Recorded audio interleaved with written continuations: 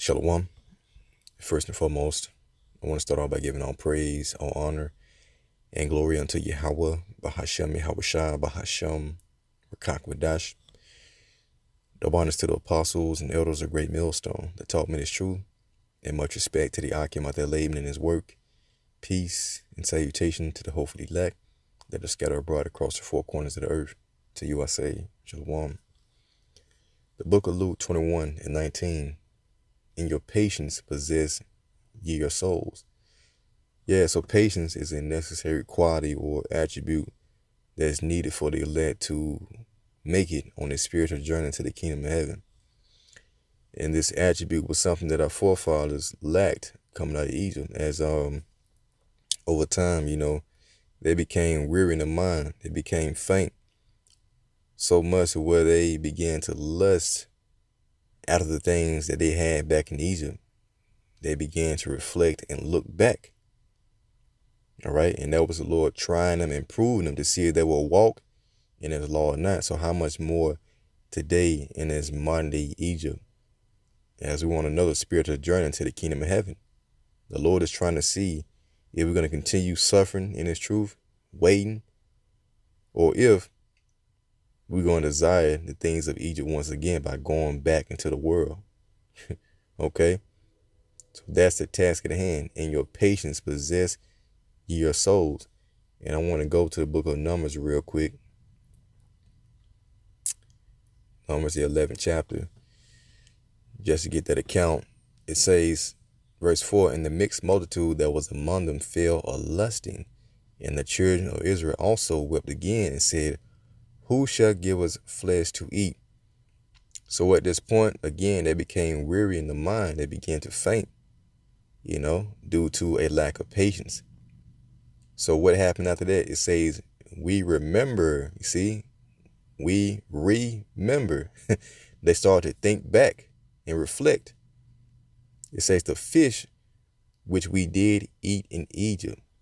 See, the cucumbers and the melons and the leeks and the onions and the garlic. So they developed an appetite of Egypt.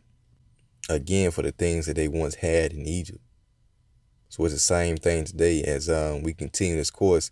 Certain old lusts are going to creep back into your mind to get you to feel like you need something other than what the Lord has given you, which is what? This hidden manna. So verse 6 says, but now our soul is dried away. These Israelites said that their soul is now dried away. And why was that?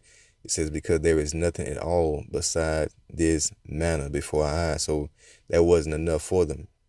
They weren't fulfilled. They weren't satisfied. You see? So much of where they started seeking for other things to satisfy them. So we fall in that same lot as the Lord has given us his hidden manna, these secrets, this truth that's feeding us. We're supposed to be satisfied as the Lord said we would be. Okay? Which means that you're fulfilled and you don't want anything else outside this truth. Nothing else can suffice you. Okay? So don't be like these niggas back in Egypt who got tired of waiting. They got tired of suffering. They lost patience and they desired the things of Egypt. Don't start desiring the things of America once again, whatever they may be, to suffice you. Let this truth be enough.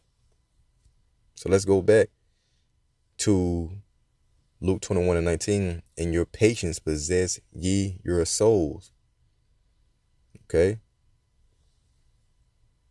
So this word patience right here, strong G 5281, it says steadfastness, constancy, endurance. Okay? Let's click this word endurance. Simple Google definition. It says the fact or power of enduring an unpleasant or difficult process or situation without giving away. Yeah. So those guys back in Egypt, they got tired of what? Enduring or suffering. Okay. Yep. Endure right here says to suffer something painful or difficult patiently. Okay.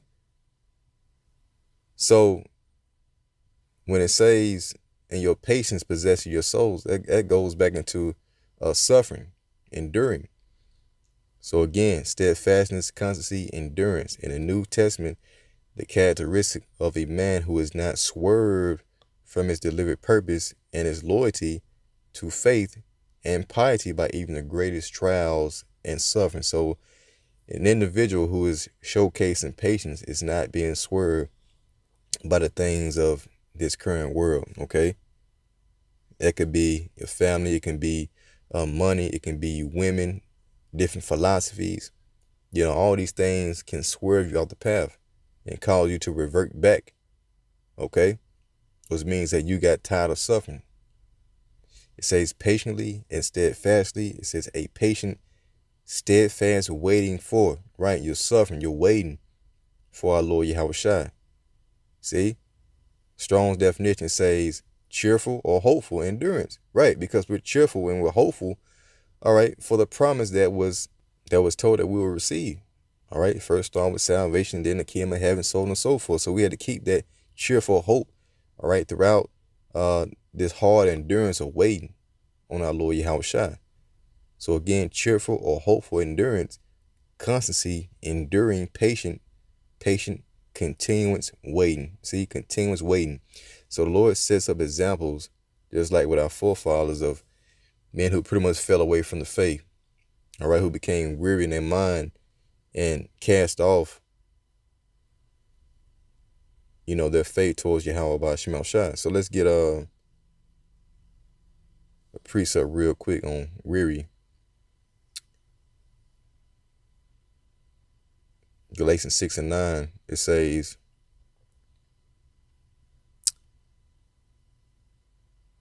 it says, and let us not be weary in well-doing, for in due season we shall reap if we faint not, right?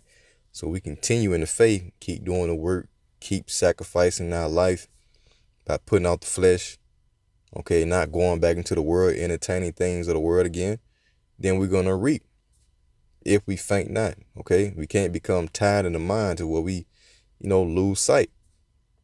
It says, as we have therefore opportunity, let us do good unto all men, especially unto them who are of the household of faith. All right. So we got to continue doing the work, basically. See?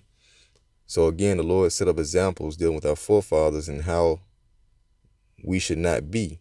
Okay. In the 1 Corinthians, the 10th chapter.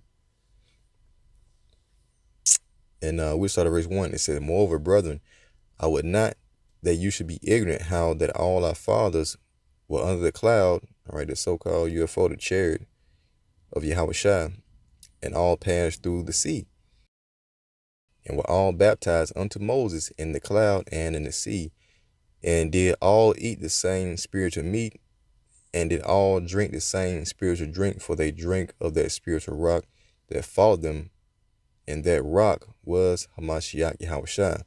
So it says, but with many of them, the Most High was not well pleased. Right, or Yahweh by Shemal Shai was not well pleased, for they were overthrown in the wilderness. Now these things were our examples to the intent that we should not lust after evil things as they also lusted, right? They had unbridled lust back then, okay? That manner wasn't enough. It says, neither be ye idolaters, as with some of them, as is written, the people sat down to eat and drink and rose up to play. Neither let us commit fornication, as some of them committed, and fell in one day 23,000. And neither let us tempt Hamashiach, as some of them also tempted and were destroyed of the serpents. And neither murmur ye, as some of them also murmured and were destroyed of the destroyer.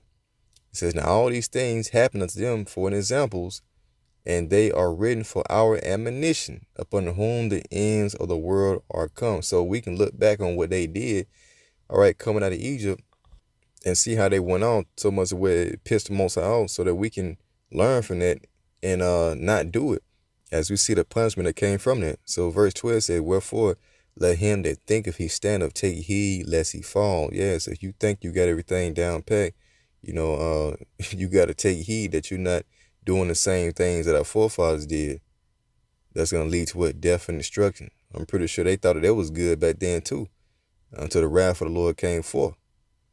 So we had to continue suffering in the faith and waiting with patience on our Lord Yahweh by Shemal Shai, by the pardon from the world, by staying away from the pleasures of Egypt, okay, and just being satisfied with this truth, okay.